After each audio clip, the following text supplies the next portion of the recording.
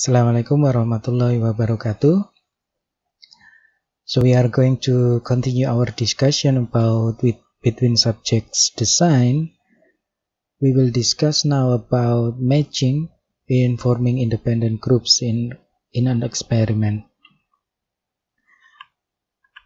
So as we discussed before, in between subjects, we divided the participants into two groups, minimum two groups.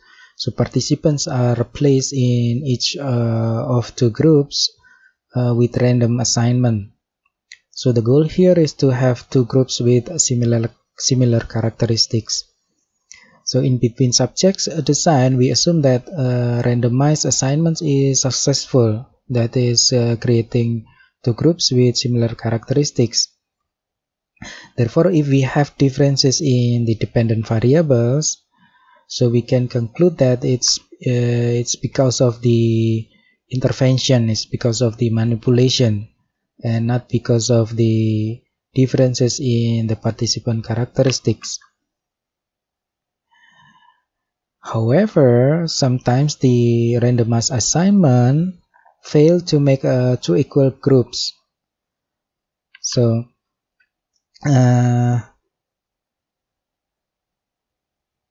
So this is from the Zhang experiment with cockroaches. So here the dependent variable was how fast the cockroaches run through a simple maze. So this is speed. So the weight of the cockroaches is considered as the extraneous variable that will affect the results of the experiments. So the weight of the cockroaches are also measured here.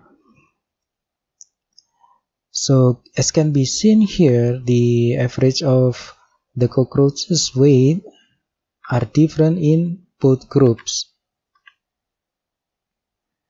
The control group has higher average of body weight.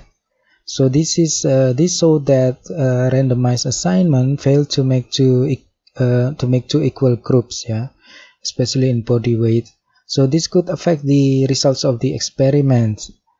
And randomization fails usually in experiment where the participants is not so many, just a few participants.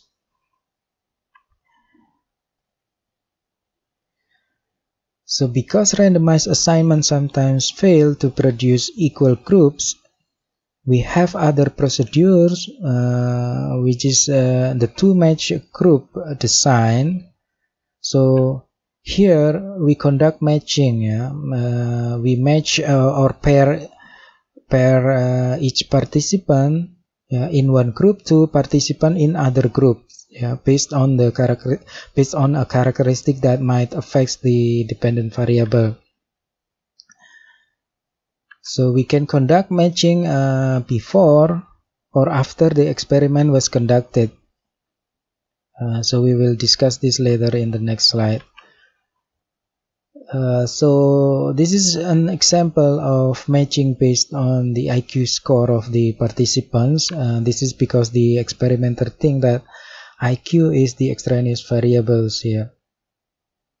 So here we match up IQ 109 paired up with 111, 94 with 91, 116 and 115, 102 and 100. So with this matching procedure, we will have equal average of IQ between experimental groups and control groups. So as I mentioned earlier, we can do the matching before the experiments. Means here that we measure first the IQ of the participant, then conduct the experiments without the participants who doesn't have a match pair.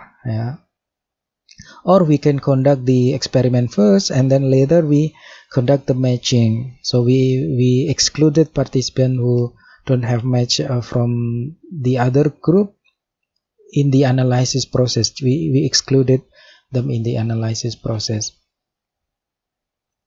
So here we excluded participant S5 and S9, yeah, because they don't have a match pair. Yeah, they don't have a pair in the other groups. Okay.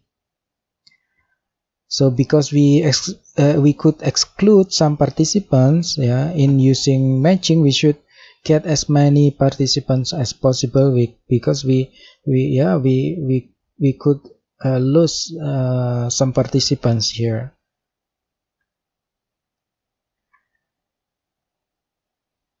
So we have 3 matching procedures. Yeah. So the first one is precision matching. In here, in precision matching, the members of the match pairs have identical scores. Yeah, this means that participant with IQ of 100 in one group should have a match pair of exactly 100 IQ in the other group. So this is a bit difficult to conduct. Yeah. And the second one is range matching. So this is more common than precision matching. In range matching